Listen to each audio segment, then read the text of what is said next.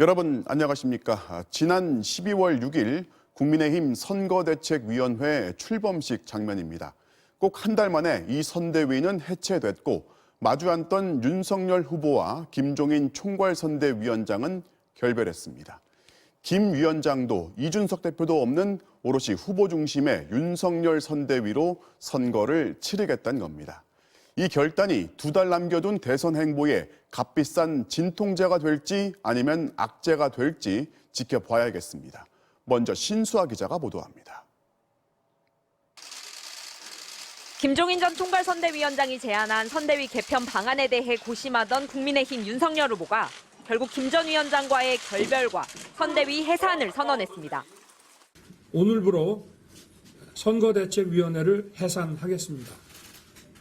메모드라 불렸고 지금까지 선거 캠페인에 잘못된 부분을 인정하고 윤 후보는 기존에 비대했던 선대위를 대폭 축소해 철저히 실무형 선대본부로 꾸리겠다면서 김종인 전 위원장 대신 사선의 권영세 의원을 선대본부장으로 임명했습니다. 김 전 위원장과의 결별 이유에 대해선 즉답을 피하며 실무형 조직으로 가기 위한 선택이었다고만 밝혔습니다. 후보는 연기만 해주면 된다는 김 전 위원장의 발언도 후보를 비하하려는 뜻에서 한 말은 아닐 것이라고 답했습니다. 오늘 회견에서 윤 후보는 2030 표심에 적극 호소하며 앞으로 실력 있는 젊은 실무진들로 선대본부를 끌고 가겠다고 설명했습니다. 특히 지금까지 2030 세대에게 실망을 주었던 그 행보를 깊이 반성하고 전혀 다른 모습을 보여드릴 것을 약속드립니다. 자신과 갈등을 빚고 있는 이준석 대표에 대해선 당대표로서 선거 승리에 기여해주길 기대한다고 말했습니다. 당대표로서 역할을 해주시면 얼마든지 선거운동이라는 게 무슨 중앙선대본의 직책이 꼭 있어야 하는 건 아니지 않습니까? 앞서 윤 후보의 최측근인 권성동 사무총장과 윤한홍 의원은 당직과 선대위직에서 모두 사퇴했고 윤 후보는 더 이상의 측근 문제는 없을 것이라고 강조했습니다. 지지율 반등을 위한 안철수 후보와의 단일화 논의에 대해선 선거 캠페인을 서로 벌이고 있는 상황에서 정치도 이상 맞지 않다는 반응을 보였습니다. MBC 뉴스 신수아입니다. 네, 계속해서 코로나19 소식으로 뉴스 이어가겠습니다. 학원과 독서실, 스터디 카페에 대한 방역 패스를 중단하라는 법원의 결정에 대해서 정부가 오늘 즉시 항고장을 제출했습니다. 방역 패스는 일상 회복을 위해서 꼭 필요한 수단이라면서 필요성을 다시 한번 강조했는데요. 방역 패스 적용이 일시 중단된 시설에 대해서는 추가적인 방역 조치를 검토하기로 했습니다. 김아영 기자가 전해드리겠습니다. 서울의 한 스터디 카페. 직원이 출입문에 붙은 방역 패스 적용 안내문을 떼어내고 다른 안내문을 붙입니다. 앞으로는 접종 여부와 상관없이 스터디 카페를 이용할 수 있다는 내용입니다. 모두 마스크를 쓰고 공부할 수 있도록 공지를 할 거고요. 최대한 띄어서 앉을 수 있도록. 앞서 법원은 백신의 감염 예방 효과가 57%에 불과하다는 점과 방역 패스가 기본권 침해 우려가 있다는 점 등을 이유로 학원, 독서실, 스터디 카페에 대한 방역 패스 적용을 중지시켰습니다. 하지만 정부는 이에 즉각 반박했습니다.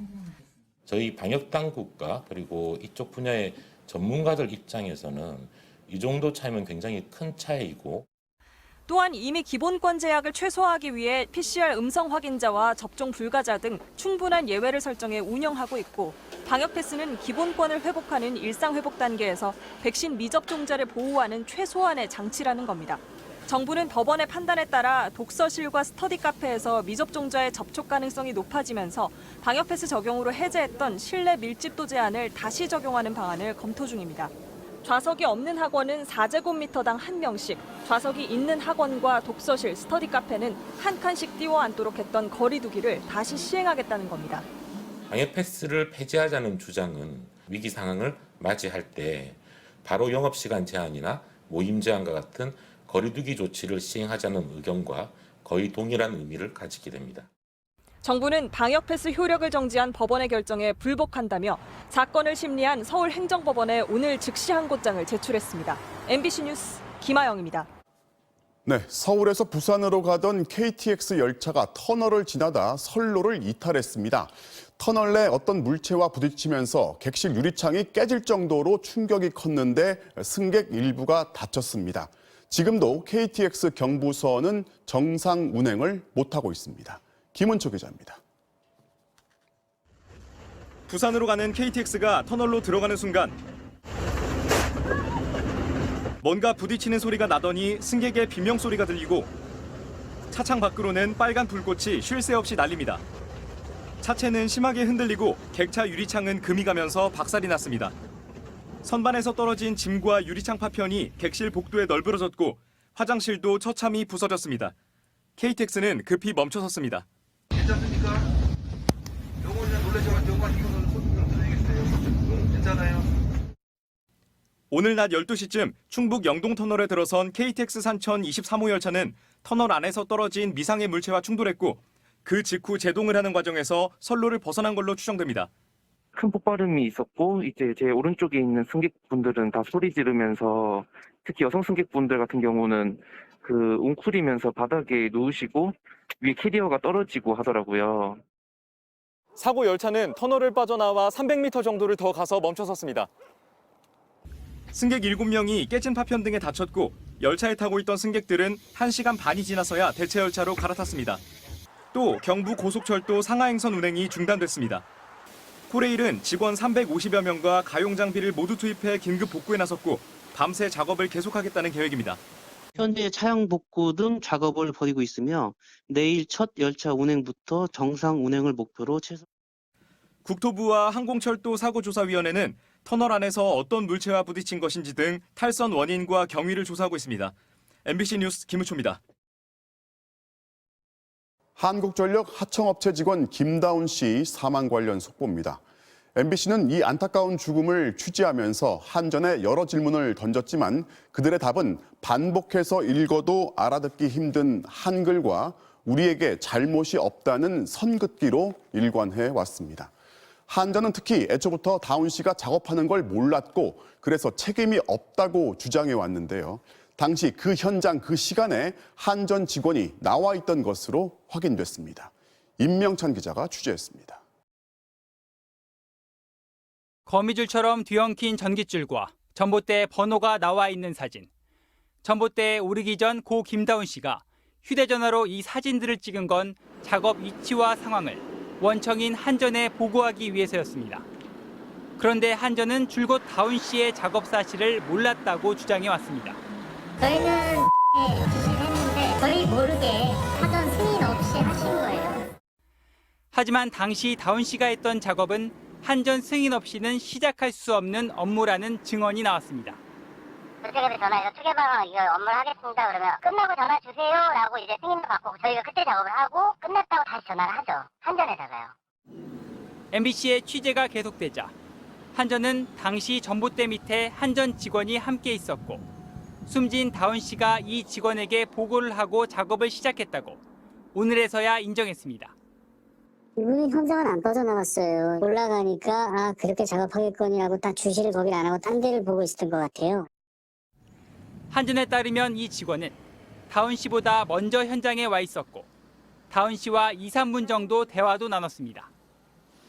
2인 1조 규정이 지켜지지 않았고 전기가 통하지 않는 작업 차량이 없다는 걸 알 수 있었던 겁니다. 다운 씨는 대화 직후 전봇대에 올라 사고를 당했습니다. 그걸 말렸어야 된다, 안 말린 거죠, 그러면은? 그 친구는 그걸 미처 생각 못했지 않았나 싶어요. 2명이 나와야 되는 걸 또 이 친구는 그거를 간과했던 것 같습니다. 그런데도 한전은 이 직원은 전기를 연결하려던 오피스텔 현장 담당자일 뿐 다운 씨 작업의 감독자는 아니었다고 여전히 주장하고 있습니다. 경찰은 이 한전 직원을 사고 현장 책임자로 보고 업무상 과실치사 혐의로 입건해 조사하고 있습니다. MBC 뉴스 임명찬입니다. 마스크 한 장, 피로회복제 한 병을 무려 5만 원에 파는 약국이 있어서 논란이 되고 있습니다. 환불을 해달라고 해도 해주지 않고 황당한 주장만 펼치고 있는데요. 민원이 폭주하고 있지만 제재할 방법도 없다고 합니다. 윤웅성 기자가 약국에 다녀왔습니다.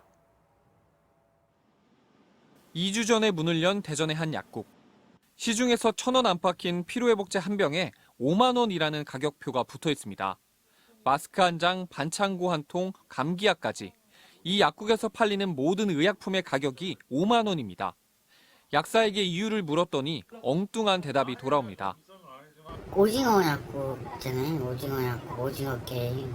그래서 요즘 오자가 이렇게 대세더라고요. 다른 약국보다 많게는 수십 배 이상 받는 것도 약물 오남용을 막기 위해서라고 주장합니다. 왜 잡아요? 카페인이 들었기 때문이에요. 카페인 먹을 땐 좋죠. 안 먹으면 또 금단 이상 나고 또 먹고 싶죠. 이건 제약회사의 상술입니다. 그러면서 약사가 약품의 소매가를 정하는 판매 가격 표시제에 따르고 있다며 위법이 아니라고 강조합니다. 실제로 현행법 규정엔 약사가 구매한 약품 가격보다 싸게 판매할 수는 없지만 그보다 비싸게 파는 것을 규제할 방법은 없습니다. 관할 보건소에는 이 약국이 약을 비싸게 판 뒤 환불조차 해주지 않는다는 민원이 15건이나 접수됐습니다. 또 환불을 요구하는 손님에게는 민사소송을 하라는 안내문을 제시해 국민청원이 올라오기도 했습니다. 긴급윤리위원회 열어서 자격 정지 등을 포함한 여러 방안의 검토를 위해 대전시 약사회로 이관했습니다. 이 약사는 3년 전 충남 천안에서도 음란 문구를 약국에 부착하는 등의 이유로 대한약사회 윤리위원회에 제소돼 당시 15일 동안 자격정지 처분을 받았습니다. 경찰은 이 약국이 과하게 비싼 가격의 약을 파는 것에 대해 사기죄를 적용할 수 있는지 검토에 들어갔습니다. MBC 뉴스 윤웅성입니다.